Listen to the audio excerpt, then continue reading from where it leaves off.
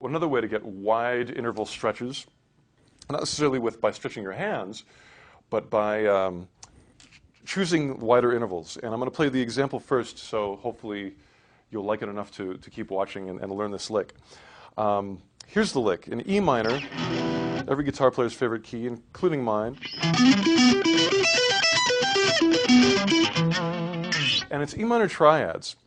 And I never knew what a triad was before I went to school. I never even knew what an arpeggio was. I had to look it up in the dictionary, and it said the notes of a chord played separately. I thought maybe this is the notes of a chord played separately. Which it is kind of an arpeggio. But at that time, Yngwie Malmsteen had just debuted with an incredible album, doing all this, a lot of sweep picking kind of thing. So I tried to learn that, and learned it enough to be able to do that one time. But that's kind of all I can do with sweep picking. And sweep picking tends to be really good for taking, in that case, A minor triads, up and down really fast. And I'm scared to go down, so I only went up. So it's sort of, but as I began to listen to how people who aren't guitar players use arpeggios in music, if you listen to piano players and how they use arpeggios, violinists or saxophonists, they don't always go straight up and down. They'll split it up to make a more interesting musical phrase. So I actually got out some paper and a pencil and some what do you call it, like neck fingerboard diagram paper, and I wrote out the notes of an E minor triad, E, G, B, and I thought, I'm going to skip the middle note. I'm going to go directly from the E to the B, which is really easy to play. It's basically a rock and roll power chord. And then I'm going to start on the next higher triad note, which would be G, and I'm going to skip the one that would come next, which would be B, and go right to the E. And I did that all the way up, so you come up with these little chord shapes. And when I say you come up with those little chord shapes, there's more than one way to do them. That's sort of the art of it. It's figuring out, okay, I have these notes. How am I gonna make it work with guitar? So that was sort of the fun part. Is like, I could do that there, or you could do it here. There's so many different ways to get the same notes on guitar. But I'll show you what I came up with, and hopefully people out there in guitar land will be able to use it as well. So the first one is very easy, which is encouraging. Looks like a bar chord, showed to you already. The next one, I do skip a string, but I'm using the same picking for all of them. It's always down, up, down, up, down, up. The next one is B and G, again down, up. This one's almost a power chord. Then we're back to another power chord, so that's nice. So these aren't difficult to play. It's more brain work. It's more like, it really helps to write it down and sort of stare at the neck diagram paper for a while. Or just go between two of the shapes when you practice it. Like, then maybe add the next one.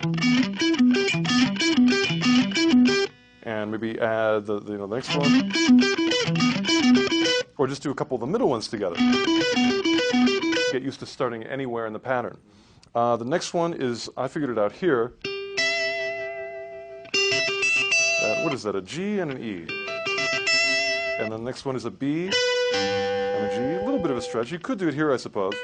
But I liked it because as soon as you do that, the next one is right there. And that's sort of a friendly little move there. Now, having done that and really had it be useful and sounding good, I started to search for other things besides triads that I might use. For example, triads are very classical sounding. And I love classical music, and it works great in that. But if you're playing a blues song, it's going to sound a little out of place or a little square. So I thought, what if I took what I consider to be some of the cooler notes in a blues scale? So I took every note in a blues scale except the fourth. The fourth, nothing against the fourth, but it's kind of the least interesting note.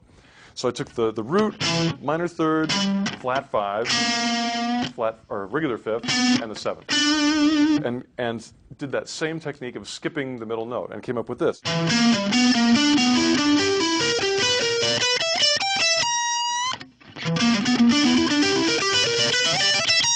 And it's almost the classical way of phrasing a blues scale. And again, the intervals are stretched out, not from your fingers, but to your ear. And really, the ear is more important than anything. Who cares what your fingers are doing as long as it sounds cool?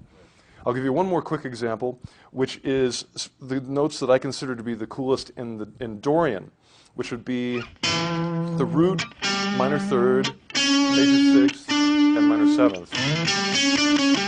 To me, those are the notes that really give Dorian its character. And you don't need the 4th so much. When you hear those, you know it's Dorian. So I came up with this shape. And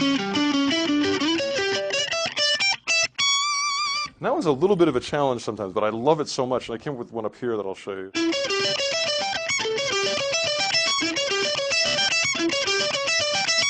That's such a useful phrase. When I'm doing the G3 jam with Joe and John, you know, we're doing like the Purple Haze jam or something. I don't have to play it fast. I can just go.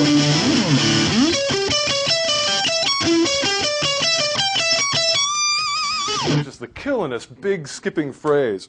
And of course, you know, that's half of it is finding the notes that I like. The other half is finding a fingering that works. If the fingering doesn't work, you can't play it right, and it's not going to have the feel you want. So this to me, this is a really useful fingering, and I'll show it to you slowly. This power chord there. Those are both on the same string, but it requires a little bit of coordination with your fingers to get that to work. And the last one, and it bends so nicely up to there.